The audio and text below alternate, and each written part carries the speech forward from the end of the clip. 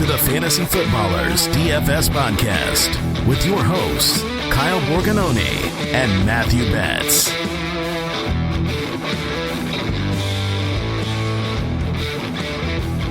Welcome in, ladies and gentlemen, to another edition of the Fantasy Footballers DFS Podcast.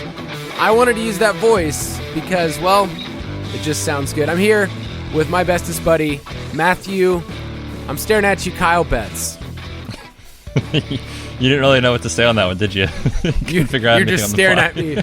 You basically were like, "Where's he going with this?" That's exactly what I was thinking. But yeah, man, I'm glad to be back on the show. We have another week to kind of digest the NFL draft a little bit, and my only takeaway is that A.J. Brown is a Philadelphia Eagle, and I'm still extremely happy about it. Wasn't this your takeaway a week ago? We're riding high, baby. Riding high. We've never moved off that take, and I don't blame you. It's exciting. A week after the draft, we talked about our reactions last week, but a week after the draft, a lot of people have been doing rookie drafts, kind of figuring out where players are going. It's for best ball. I know I've got to look at some ADP this morning, and just finding where I can get certain running backs is kind of a delight. So we're going to be talking about best ball all in June and July. I'm really excited for us to get into the strategy part of it. I think a lot of people, best ball can be intimidating if you're someone that hasn't really played it.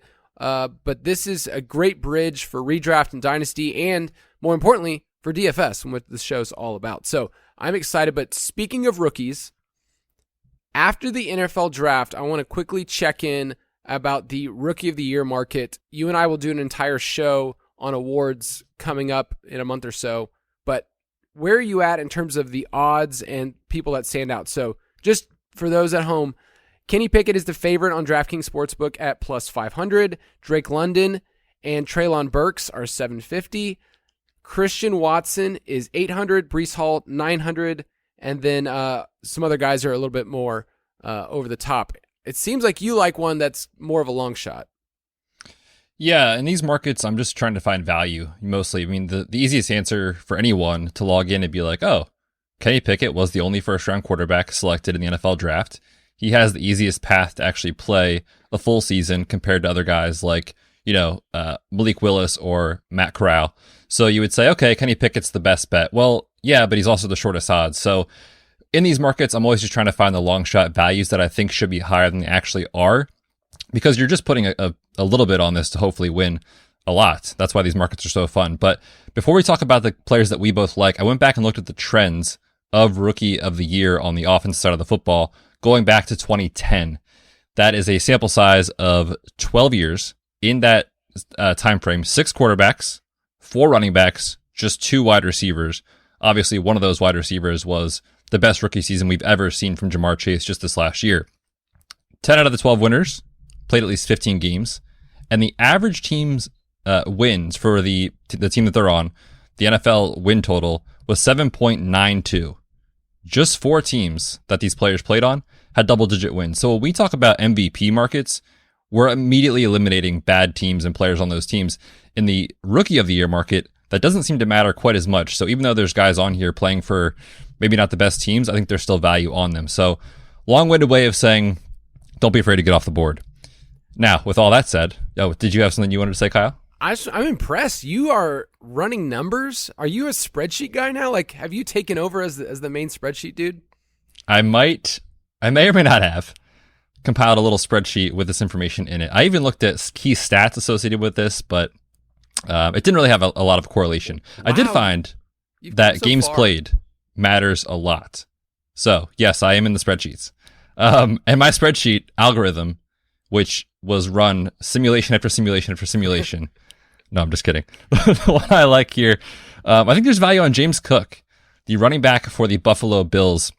If you are going to place a wager on James Cook, do it on FanDuel. He's plus 1,600 over there, so you're getting better odds compared to DraftKings, where he's plus 1,500. But the rationale here is that we know running backs win this award a decent amount. And when you look at the competition to win the award amongst the other rookies, a lot of the wide receivers, are pretty juiced up, and it makes sense because they went early in the draft. But the reality is, like, even when Justin Jefferson had that insane season, he didn't even win the award. It took the best rookie season from Jamar Chase to actually overtake these quarterbacks. and it's a weak quarterback class. So I'm looking at the running backs here, and I think James Cook has a shot to just be in a good offense and catch a ton of footballs from Josh Allen. And if anything would happen to Devin Singletary, I mean, the path to touches is pretty obvious for James Cook. Yeah, one of the criteria that I looked at on this list is if it's a running back, can he get to double-digit touchdowns? Like, that's kind of the line. You know, you see players in the past. Saquon won in 2018, Kamara in 17, Gurley 2015, your boy Eddie Lacy way back in 2013.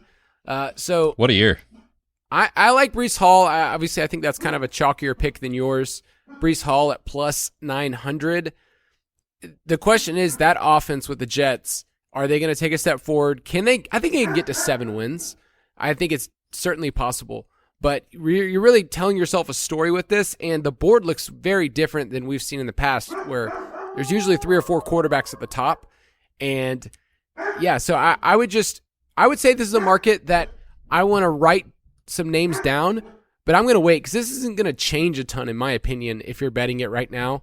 But we'll check back in a month later when maybe people have cooled a little on their rookie love. Betz is getting a lot of love at the house. This dog across the street, I can just hear it faintly, just barking enough to make my dog bark. So I apologize. Yes, he's going absolutely bananas right now. Hey, we're a family-friendly show, and everyone's invited, including our dogs. Yeah, if you want to follow us, you can go on Twitter at Kyle_Borg for myself, or at the Fantasy PT. And we have some really great content coming up. I mentioned before Best Ball, Summer of Best Ball. Our rankings for Best Ball, our Best Ball Primer, will be live June 1st, and we'll get to discuss our stacking options, everything else. That's included in the Ultimate Draft Kit Plus. So if you want to get that, go to ultimatedraftkit.com, and it's included in the bundle with the DFS Pass, with the Dynasty Pass. You want to get the UDK Plus, or else I don't know what you're doing with your life. So let's talk about the NFL and where we're going and what we think about the future. Checking in with the wise guys. You and I are pretty smart, right? I mean, I'm not saying. I'm just saying you're probably right. I mean, I would consider us people that are wise. Our combined IQs, I was saying earlier, like it's probably like 180.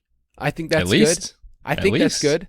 Or maybe one of us is just really a bad test taker and just drags the other one down. I was an okay test taker. I was a good student. I was a really good test taker in school. Really good test taker. Really good. Like as in no anxiety? No, not at all. Wow. Well, I mean, maybe next time we take a test, related to NFL, I'll cheat off your paper, see how it goes. But this specific subject right here, Forecast 101, I would say this is one of my specialties. Yes, you, I think, of the two of us, have a more nuanced way of talking about this. So I'm excited to hear you just dominate on this topic today on the show. And I think our listeners, if they are tuned in, are going to learn a lot from you, Mr. Borganoni. Yeah, I was a teacher, so I will take the teacher credit, the nuanced words, But when we talk about forecasting, Betz is going to get to jump in here too, people. But I'm really passionate about this because when it comes to forecasting, we are projecting something, knowing that there's a bunch of things in front of us. So for the NFL, we're projecting for a season. You can project for a week. You can project over a course of a couple of weeks, whatever it is. But you pick whatever your time frame is. But you're projecting knowing that there are going to be obstacles in front of you, and things are going to change, right? So right now, think about last year. The Ravens were a team where you knew what their depth chart was at running back, right? It was like J.K. Dobbins, Gus Edwards. When you got to the beginning of the season, you had no idea who the running back was. You had no idea how that was going to affect the rest of their team. And because of that, you had to build in your forecast for the Ravens that it wasn't going to only be great. And that division, I didn't see the Bengals getting better. I mean, there's just so many other pieces when you take that team and take that example. And so there's obstacles in front of us when it comes to projecting. We're in May. Season's going to start in September. So let's talk about those obstacles. First is just our own bias. And why do you feel like that is the hardest thing for people in fantasy football to understand, Betz? I mean, if you log on Twitter, your biases are confirmed over and over again, one way or the other, because someone out there will have the same take as you, and you'll be like, you know what? Yeah, you're right. Drew Lock is going to be horrible this year, and it's impossible for you to then see DK Metcalf or Tyler Lockett in a positive light for fantasy is one example. Or, like speaking to my own downfalls in this sort of stuff, like 2-3 years ago, I was all in on Terry McLaurin is the next big thing. I need to go get him in every dynasty league. And yeah, he's been fine, but like he hasn't been worth what I traded to get him on my dynasty rosters. So, it can go one way or the other. And yeah, being able to admit that you have a bias about a certain player, I think is crucial. And another example that I think our listeners will relate to, a couple years ago or last year, I can't remember when this was, for a while I was pretty vocal that I wasn't a huge Leonard Fournette fan when he got cut from the Jaguars. And then, playing him in DFS, I was just like, man, I can't do it anymore. And now I love Leonard Fournette. So the pendulum has swung. And I think you really do have to be able to admit you have these biases for sure. Yeah, I think the hardest part is you're around yourself all the time. This is more of like an existential thought, but you're around yourself so much that you get used to your thoughts. You get used to, the ways that you do things. And when you get something right, like I'll give an example. Michael Pittman Jr. was a player that we both liked, but I pounded the table last year saying in best ball, I like this player a lot.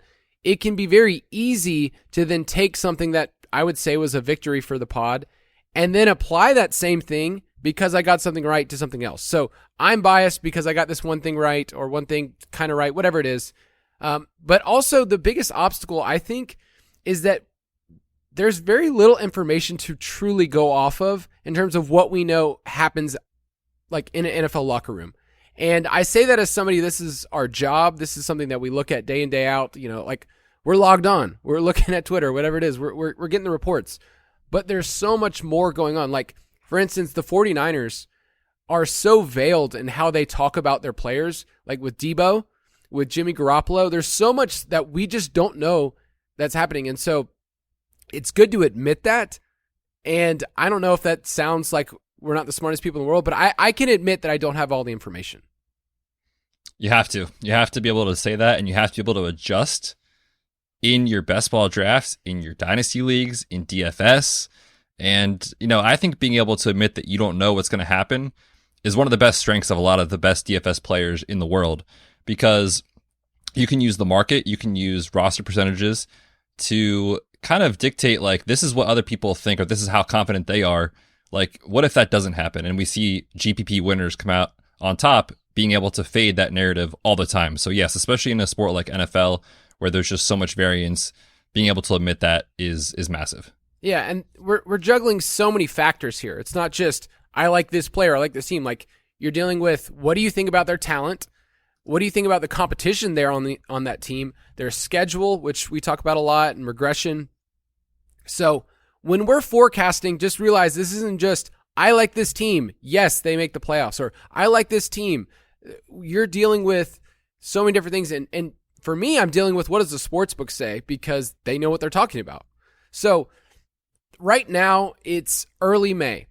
And when you start to project out, you realize there's a lot of things that still have to happen, right? Like, I'm going to ask this question. Who is the Pittsburgh Steelers starting quarterback in week 1? Not a clue. If you were to put a guess right now, you don't have to say this 100%, but if you were to guess, what would you guess? I would say it's more likely that Trubisky starts the season. I would agree. And I think that going into it, he's probably, if we were to put odds on it, 70%, I would put it on Mitchell Trubisky. Maybe as the season gets closer, it's maybe 60%. You're going to get those hype pieces. Kenny Pickett looks great. His hands have grown. There actually is a wager that you can place on this. I'm on FanDuel right now. If you wanted this, the sportsbooks are telling us it's minus 148 for Trubisky to take the first snap in week 1. Kenny Pickett at plus 112. Ya boy, Mason Rudolph, 25-1. Minus 148. I have to do the math, but I think it's above 60%. So, yeah, I would. My point is basically saying that as the offseason goes, as you get to preseason, as you get all these snaps, you get to see him working out in shorts, Kenny Pickett in shorts, you're going to maybe change your opinion. And that's okay. It's okay to be able to believe something in May and change your opinion. But being dogmatic and not being open to that change is probably the hardest thing. So realize we have a bunch of time frames here in front of us. And the last thing I'll just say, I mentioned it with the Ravens, we have injuries, we have holdouts, ADP is going to change in best ball, and the lines change. So we might check in on that exact bet about Pittsburgh Steelers, who takes the first snap, and it changes a month from now. Who knows?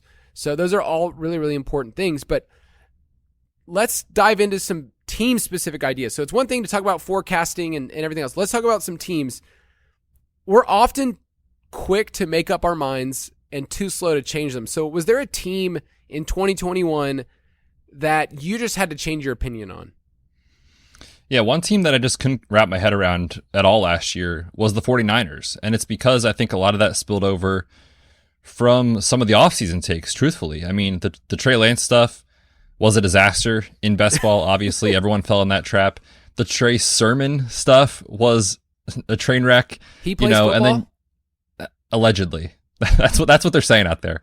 Watch him come out and just randomly be like a top 20 back this year. I would not be surprised at all from our boy Kyle Shanahan. But, that team, and I think it's because we decided, or at least personally, I thought in my mind, I was like, there's no way it's Jimmy G this year. Like, they just went up and got Trey Lance. He's going to be the starter. And so every week that went by, I was like, how can this be happening? And I didn't come around to it enough.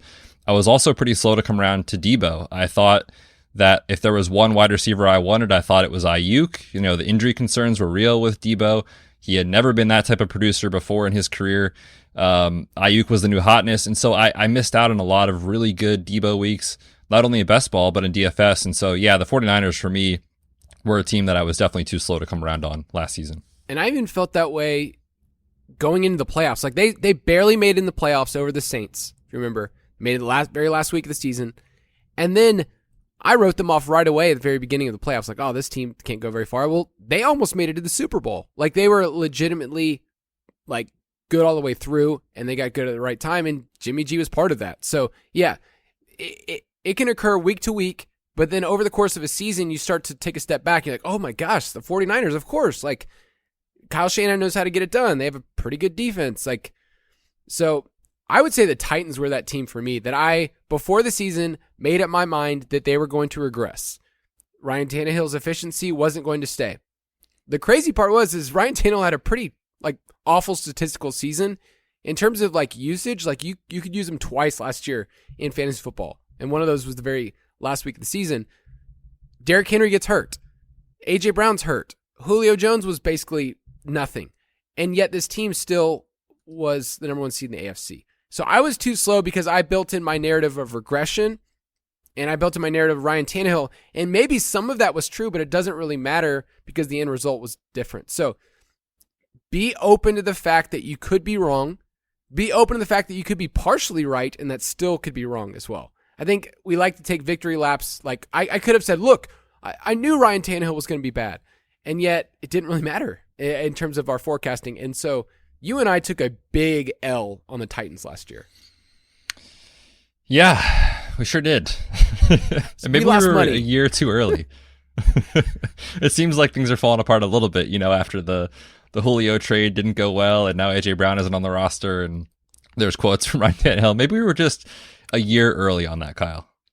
That's what we need to just do with our takes. Oh, I really meant 2022, and just make sure we give no time frames for anything. I'm in. Let's do it. We'll always be right. Poor Julio. You were messaging today about the injury report, and you're like, well, should I include Julio on this? And I was just so sad. Is he done? Is he going to get a contract? Oh, I think we'll get a contract. What he'll do with it? Maybe I don't know, dude. Maybe he'll get that 1 day contract with the Falcons and retire. That would be better than to see him on some dumb team playing his very last year, like when Jerry Rice was a Seahawk and all that. At the very end of his career. We don't want that, right? No, we don't want that. We want to remember Julio for the 203 games. Gosh, he's awesome. All right, one more thought, and then we'll get into specifically projecting teams at a team level and their schedule. But often we make really hardline dogmatic statements. So this is kind of like what Twitter is. This is exactly the thought I have right after the NFL draft. And the problem is your player takes, our analysis, there's so much more to it that we don't give room for nuance and room that maybe we could be wrong.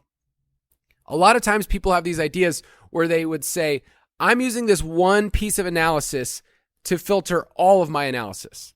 Like this is one thing. So maybe you're a film person and you're like, this for me, I like this. It's my personality. And this is how I analyze players. This player is good because of his film. He's bad because of his film. You may use analytics. Regardless of what it is, this is about us taking a bunch of different perspectives when we're forecasting. So I love film, and I used to do this a lot more, where I would analyze teams and I would, chart them and everything else. But I also like analytics. I like the spreadsheets. So you can combine. You don't have to pick. It's also okay to admit your weakness. So like I like spreadsheets. I have no idea how to make a crazy mathematical model the way that one of our writers, Matt DeSorbo, can basically, let me simulate this 1 billion times. Like I can't do that. No, that's about 20 steps above what we can comprehend. So yeah, I'm excited. Me and DeSorbo are going to be looking at like our wide receivers really better in best ball compared to redraft. And I messaged him about it. I was like, I need help, buddy. You're way smarter than me. So yeah, man, that's one thing that I don't think I'll ever have my head wrapped around. That's for sure.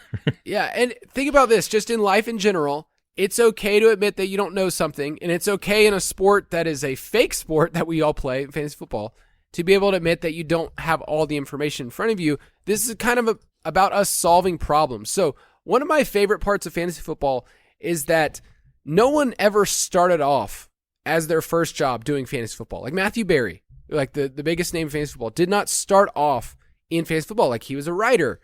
And you get to basically take whatever perspectives and whatever expertise you may have and apply that to the field. So for Betz, he actually understands injuries better than I ever will. And he can apply that in a certain way where I'm a teacher and I used to be a high school teacher. So a lot of the way that I explain things and break things down is through language. So my point is that when you're forecasting, you need to aggregate a lot of different perspectives or you end up being really dogmatic about certain statements. So I'll give one. I used to always say this team, let's call it the Texans, bad team, right? This team has nowhere to go but up or down. Or the problem with a statement like that about that team or about a player, like this player had the worst season of their career, there's nowhere to go but up, is that there's also another scenario. They could actually just stay the same or they could get even worse. Like it's totally possible. We saw that with the Browns with Hugh Jackson. Like they had their worst season. They won one game and what was 0 wins the next year? So I don't know, man. It's like Hugh Jackson. What a guy. Things can get worse. Things can stay the same. So instead of making a dogmatic statement that just says, oh, it can only get better from here, it can only get worse, realize there's more nuance. So do you have a statement like that? Yeah, I think kind of along the same lines was what I was thinking with this segment is, I would always kind of say, and this is more kind of based off results. It's like, well, if I had just done this, or if I just started this player this week, or if I had just rostered this guy in DFS instead of that guy, yeah, everyone has hindsight 2020, right? Like that doesn't really help. So I think avoiding those statements and trying to go back to what led you to make the decision you did, whether it's from a betting perspective or from a DFS or, redraft, start, sit, or whatever it is. I think that process over results sort of cliche sometimes is very true. And I think this statement, if I had just done this, really does speak to that results-based stuff doesn't always work out. So going back to process, I think is big. Yeah, we've done a show before on the biggest DFS mistakes that people make. And a lot of times you look back at your lineup and you would say something like, oh, if I had just swapped out this player. It's like you're playing against thousands of other people that are doing this same exact thing. So to narrow it down to just yourself, if only I had done this, you have to also apply that to everybody else in the field. Like, well, what if this person had also done that? That might have changed it as well. So yeah, it's important to be able to take a step back and not confirm everything. Because what you end up doing is basically telling yourself, I'm really good at this. Like that's the takeaway from like, oh, I was really good at this, but this one thing was kind of wrong. It's like, hey, there's more to the story. There's more to a weekend slate. And it's just important to be able to reflect that way. But before we get into projecting a team and team level stuff, let's take a break.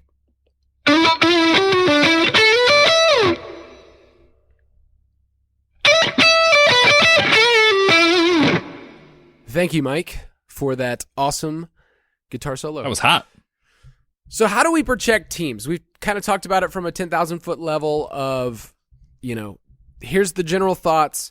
We need to evaluate teams on a couple things. We need to evaluate, just the general makeup of the team, their schedule, the players on that team, and then probably most importantly in terms of what we're talking about forecasting and betting is what does the market say? So on a team level, we're talking about their strength of schedule, real games on the schedule, and strength of schedule can kind of be, I don't know, it's loose. It's a loose term, right? Because everyone has different ideas of the way that they do it. Warren Sharp, I would say, has the best one out there if you want to go and look for that. But let's talk about a team level and how their schedule works out. Let's talk about the Dolphins, because I feel like the Dolphins are a team that have a lot of excitement this offseason. And I feel like people have reacted in a way where it's like they're kind of the new hotness.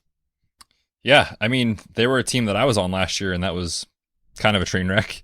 But with the addition of Tyreek Hill, people are very excited about that. Jalen Waddle in year 2. So, yeah, I think there's a lot of excitement, like you said, about the Dolphins in the sports betting market. However, it's pretty lukewarm. I mean, their win total right now is sitting at about 9, 8.5, depending on which book you look at. So even though, yeah, they just got one of the most exciting playmakers in fantasy in Tyreek Hill, like for real life football purposes, the sports books are telling us the path may not be that easy for the Dolphins this year.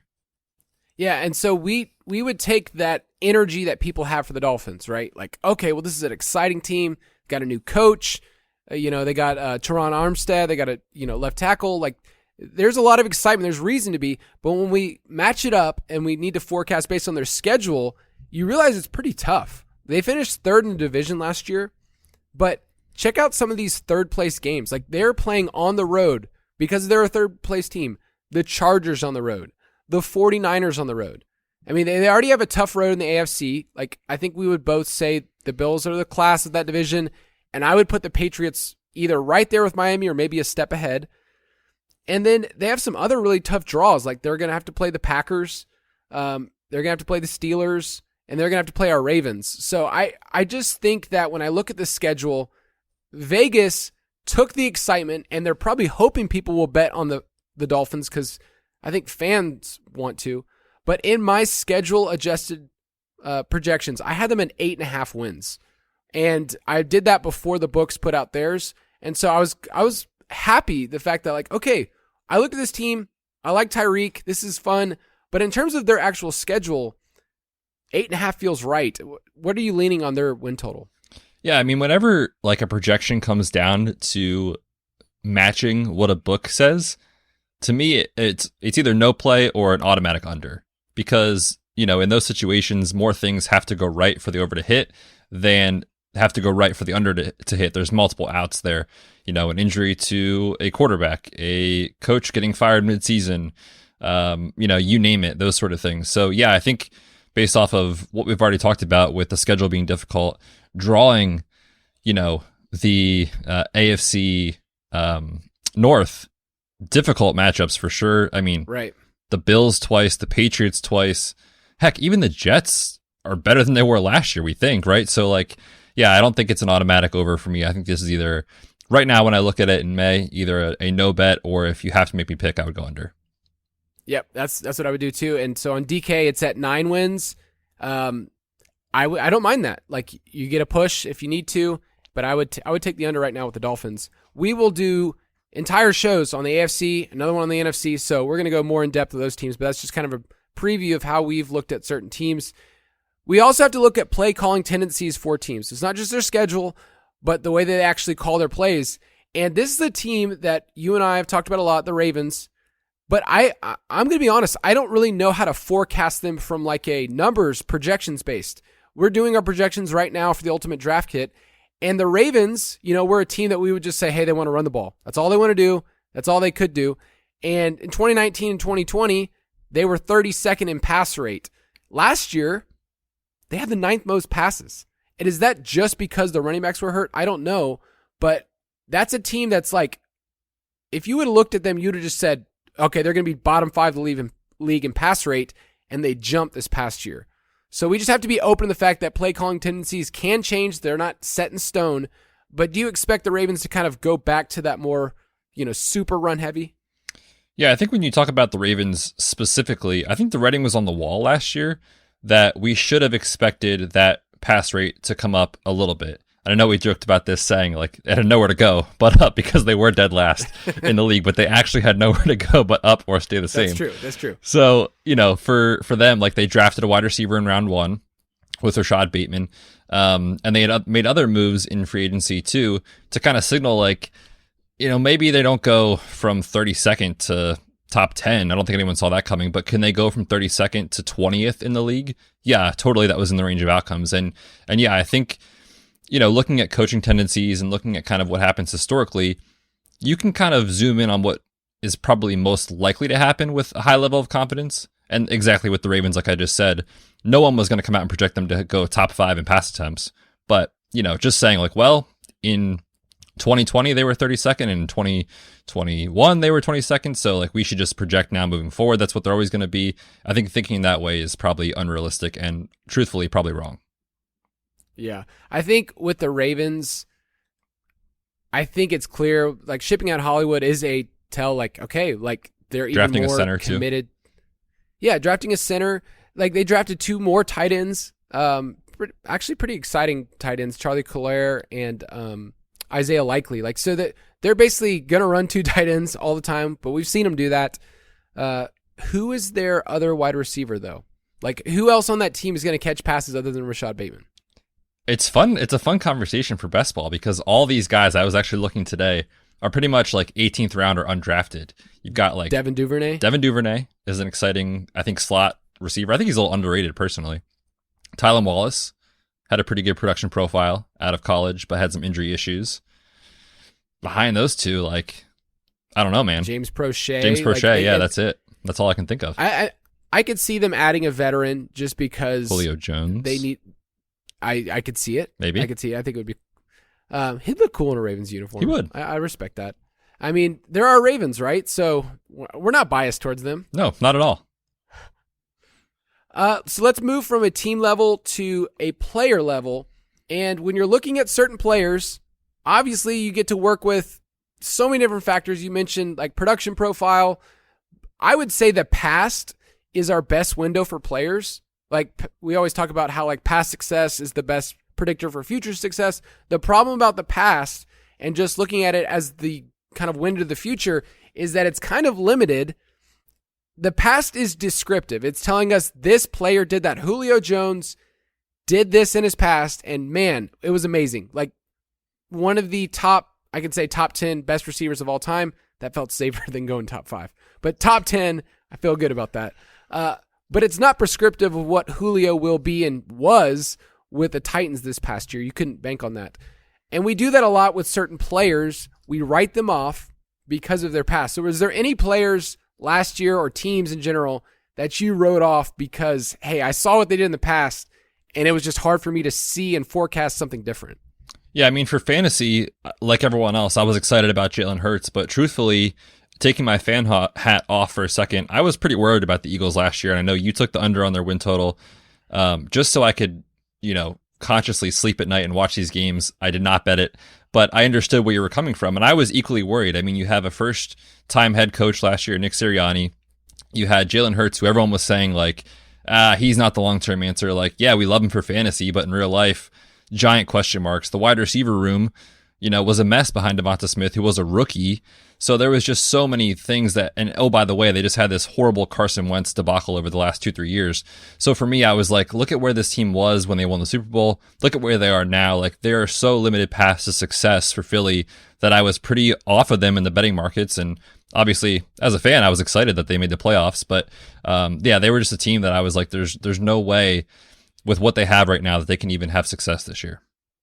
I felt the same way.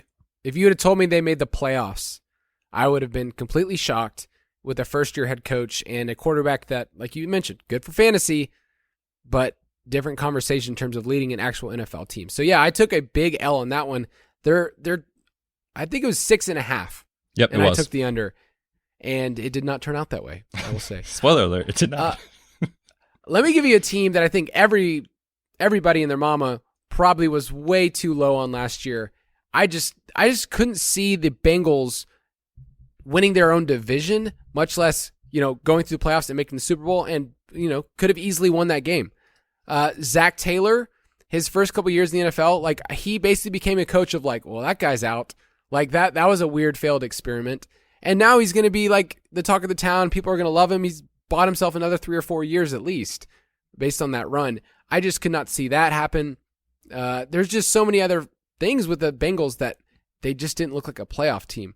So I also had very specific ideas of what Jamar Chase could do in his first year, and Joe Burrow returning off an injury. He started slow, and I think that was something you brought up, hey, injury-wise, he's going to start slow, so I didn't want to draft him anywhere. And then at the end of the season, those two caught fire. So my priors were coming through all the way with the Bengals, and it's coming through on a team like the Seahawks this year. I look at the Seahawks, you're removing the best quarterback in your franchise history, and you're replacing with Drew Lock. Everybody is probably saying the same thing out loud on Twitter and internally, there's no way this guy's going to be the quarterback the entire year. But there is a scenario where Drew Lock is the quarterback, and he's replacement level. Is there? I mean, anything's possible. Is it a high likelihood that he is replacement level quarterback? No, I would say probably unlikely, but it is possible, and it is in the range of outcomes that he starts the entire season. And that's the thing is especially when we're talking about best ball mania, no one's drafting Drew Lock. Yeah, it's probably not going to work, but what if it does? Last year, no one was drafting Jimmy Garoppolo, but the dude started almost every game, and stacks with Debo would have paid off handsomely. So, it's low probability, but I think treating it as if it's only going to go one way, while I do agree it's likely to go negatively, it could turn out. I mean, there's possibility. It's a small possibility, but it's possible. Yeah, we have to be able to understand there's a range of outcomes for every single player. Now, everyone probably liked Cooper Kupp, and they said, okay, he's a good wide receiver too for your fantasy. I don't think anybody was saying this guy's about to have the greatest wide receiver season of all time. That may have not been in the range of outcomes, but it was for him. And take, for instance, last year, Mark Andrews, Kyle Pitts. They were drafted about the same spot, tight end 5 for Andrews, tight end 6 for Pitts.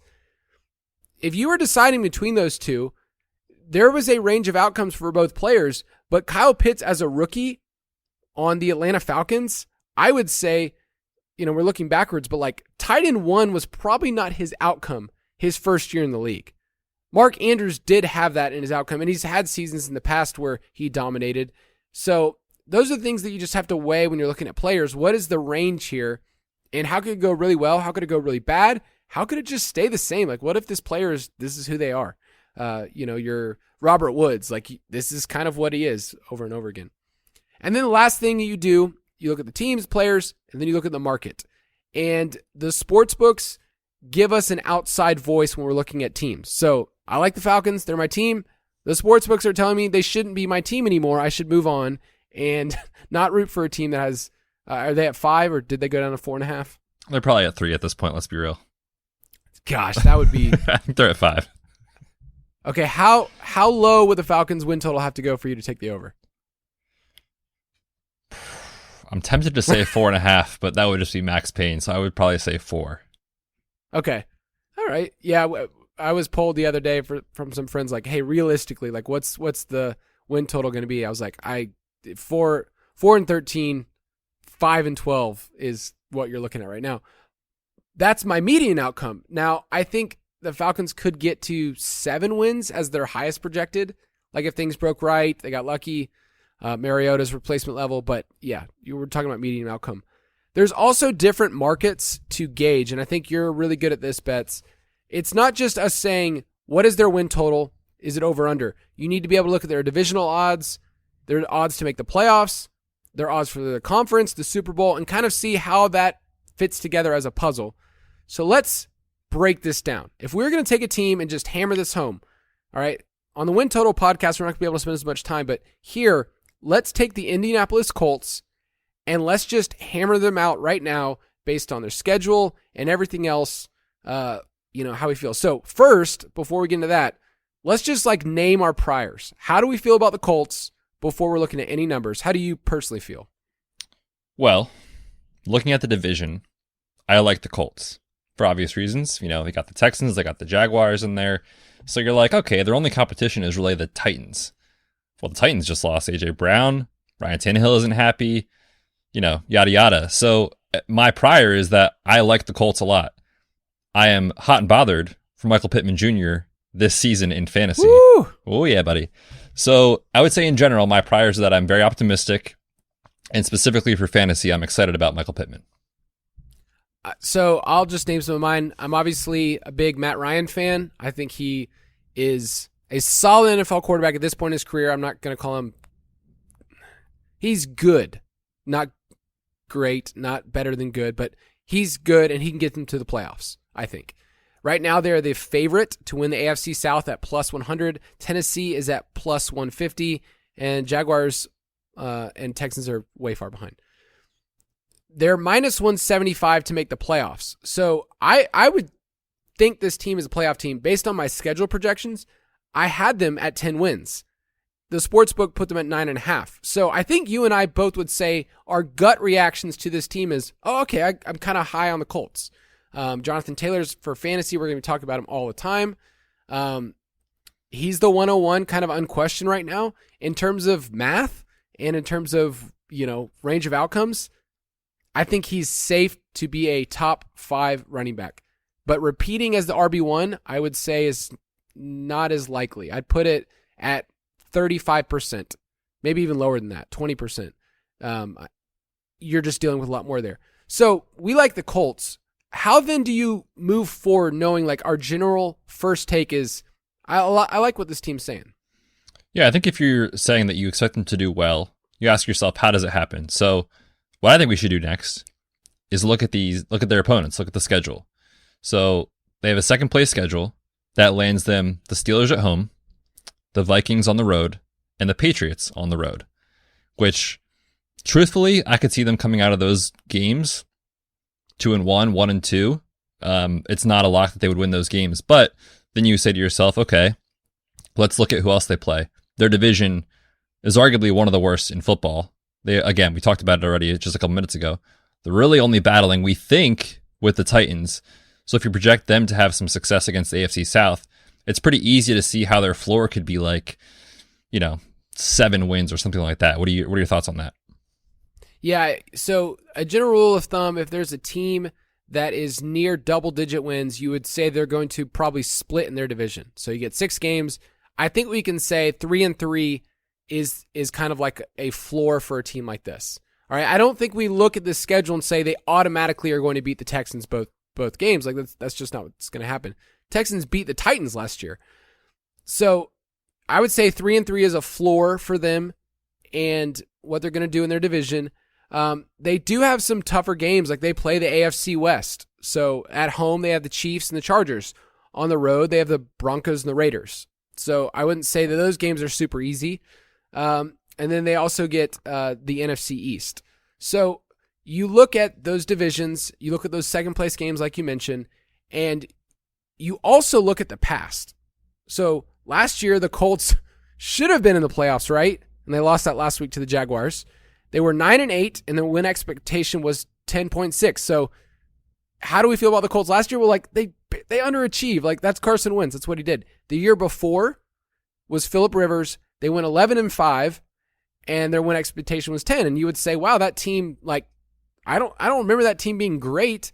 They actually pushed the Bills that year in the playoffs, but they were good enough to get in the playoffs, and I think they slightly overachieved. So this is a team that over the last couple of years, same kind of core nucleus, has been around a 10-win team. The biggest difference this year is that we now have the third year in a row with a different quarterback. So how do we then take that piece of information, arguably the most important player in football, the quarterback, and then insert that into what they've done in the past? Well, I think you have to look at it, you zoom in a little bit on what last year was. What was Carson Wentz? And is Matt Ryan going to be better the same or worse than Carson Wentz, because that will tell you a lot about how the team performs around him.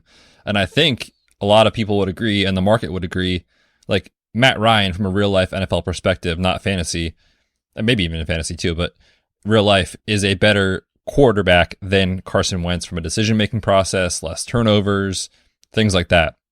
So, you could easily say to yourself, well, this team was expected to win, what did you say it was, 10.6 games last year? And that was with Carson Wentz. So it's reasonable to expect, probably around 10 wins with a guy like Matt Ryan, assuming he stays healthy. Yeah, I think they're a team, I use them as an example because they're a sweet spot. Like 10 wins isn't crazy, but they are slight division favorites. And I think because they're expected to make the playoffs based on DK Sportsbook, they're right on the line where you have to figure out, are they in or they out? Do I want to go under or over? So right now I'm at a place where I look at their range of outcomes and I look at the markets. So let me give you some of those other ones. They are plus 2,200 to win the Super Bowl. They're plus 1,200 to win the AFC, plus 100 for the AFC South, and minus 175 to take playoffs. Based on those, and based on what their win total, 9.5, it's minus 130 for the over. I look at that and say this is a 10-win team, and based on that information, I would go with the AFC South number. I don't think that's a bad call at all. And if you are going to take that bet, that's the one I like as opposed to the win total or the playoffs, because especially when you zoom out and you look at the AFC, like in the NFC, 9 wins might get you in the playoffs. In the AFC, I highly doubt that happens when you're talking about the AFC West division. I mean, the teams are just insane. They're loaded.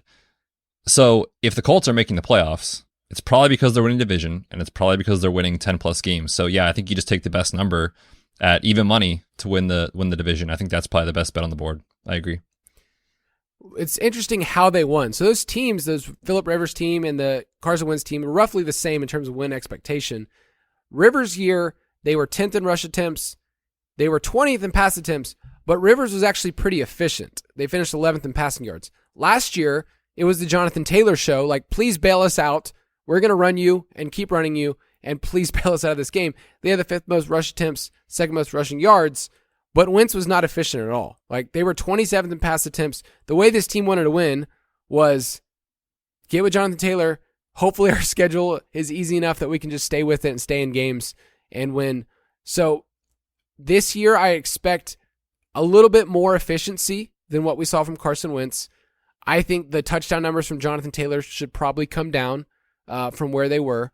But I think overall you're going to see a more functional offense. It is tough because apart from Michael Pittman, they drafted Alec Pierce in the 2nd round, but it's really hard to see who are the other pass catchers that are going to be viable for best ball. They're going to be, I don't really know where else I'm going to go. Zach Pascal's gone.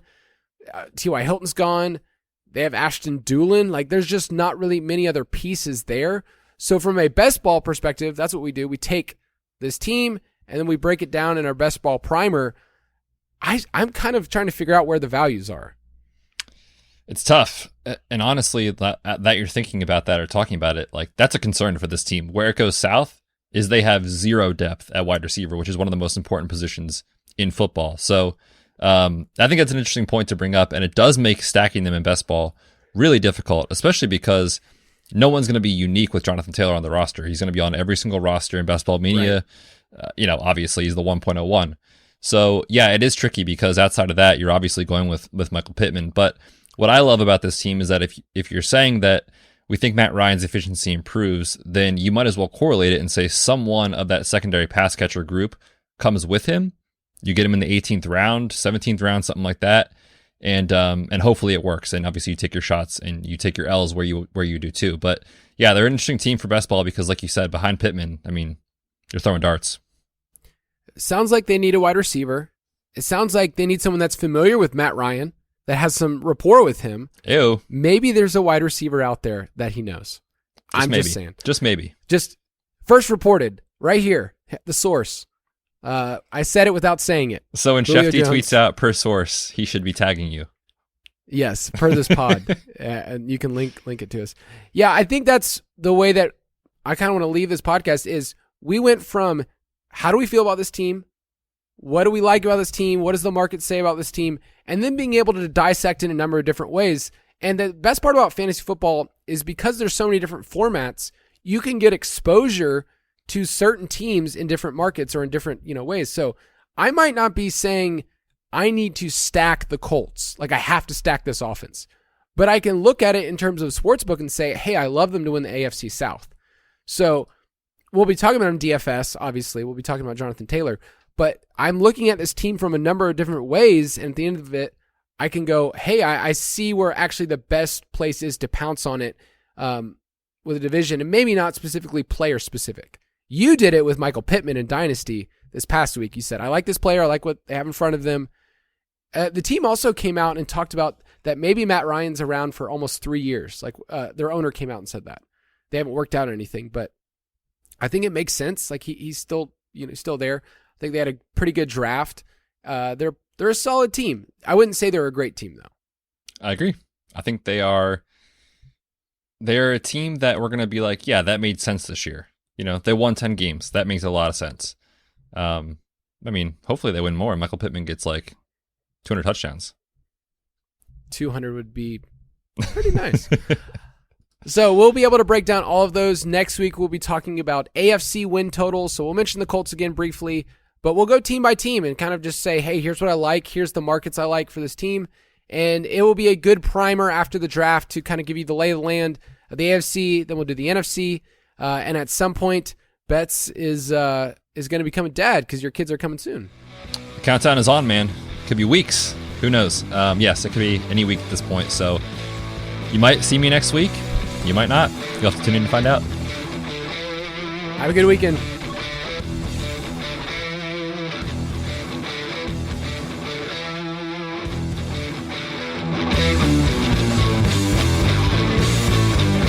Thank you for listening to another edition of the Fantasy Footballers DFS Podcast. Don't forget to visit us on the web at www.thefantasyfootballers.com.